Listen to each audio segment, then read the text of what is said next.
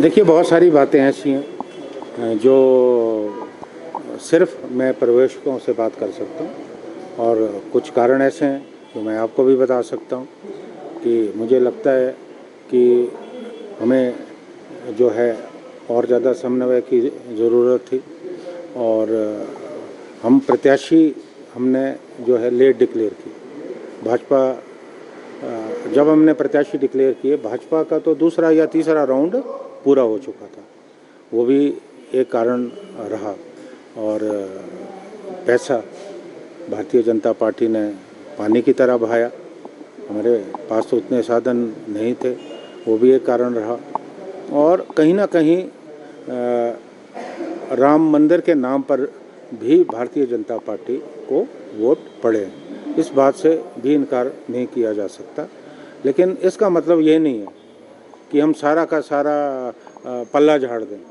जहाँ हमें लगता है कि हमें और ज़्यादा इम्प्रूव करने की ज़रूरत है, मैंने तो चुनाव के नतीजों के बाद भी ये बात कही थी कि हमें चिंतन और मंथन करने की ज़रूरत है।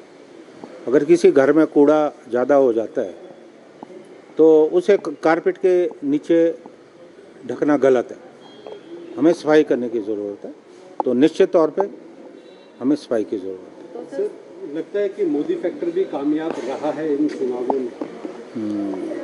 कुछ हद तक, मैं 100% नहीं कहूँगा, लेकिन प्रभाव जो है डाला है।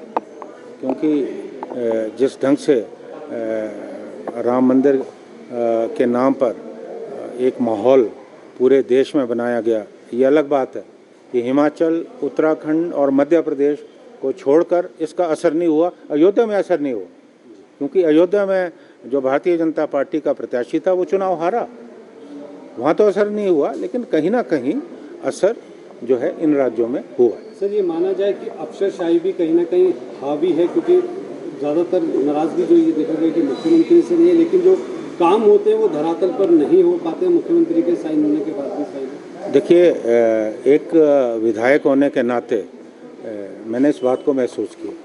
मैं सभी अधिकारियों की बात नहीं करता, लेकिन कुछ अधिकारी सक्षम नहीं, मैं सभी की बात नहीं करता, अच्छे अधिकारी भी हैं, लेकिन जो सक्षम अधिकारी नहीं है, निश्चित तौर पे हमें सोचने की ज़रूरत है।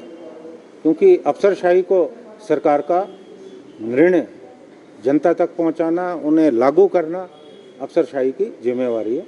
इस विषय में भी मुझे लगता है कि हमें सोचने की ज़रूरत है। तो सर, कमेटी के सामने इस बारे में बात की गई है कि संगठनात्मक स्तर पर या सरकार के स्तर पर कुछ परिवर्तन करने की आवश्यकता है? नहीं, देखिए, वो हम अपनी राय देने वाले कोई नहीं होते कि क्या होना चाहिए, वो पार्टी आलाकमान खुद फैसला लेती है।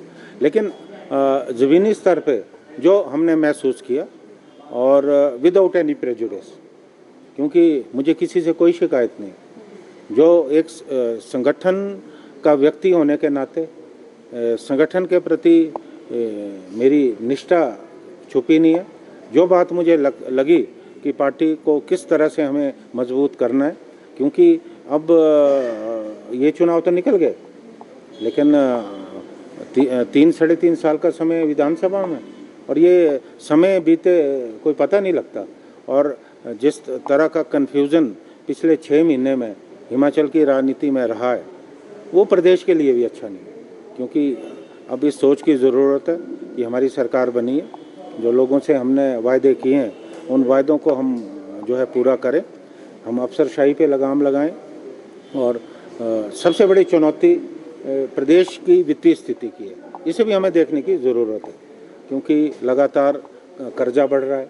किस तरह से रिसोर्स मोबिलाइजेशन होंगे, किस तरह से कुछ खर्चों पे हमें रोक लगाने की ज़रूरत है, ये हमें सख्ती से निर्णय जो है लेने पड़ेंगे, ताकि प्रदेश में विकास की जो गति है, और हालांकि अभी भी काम होते रहें। और इस बात को भी मैं कहना चाहूँगा कि इतनी बड़ी आपदा के बावजूद, हालांकि हमें केंद्र से जो मदद की दरकार थी वो हमें नहीं मिली, उसके बावजूद भी हमने उस आपदा से प्रदेश को निकाला है, सरकार ने निकाला है, सरकार भी बधाई की पात्र है। लेकिन यहाँ हमारा काम ख़त्म नहीं होता, विकास में निरंतरता जो है बनी रहनी चाहिए।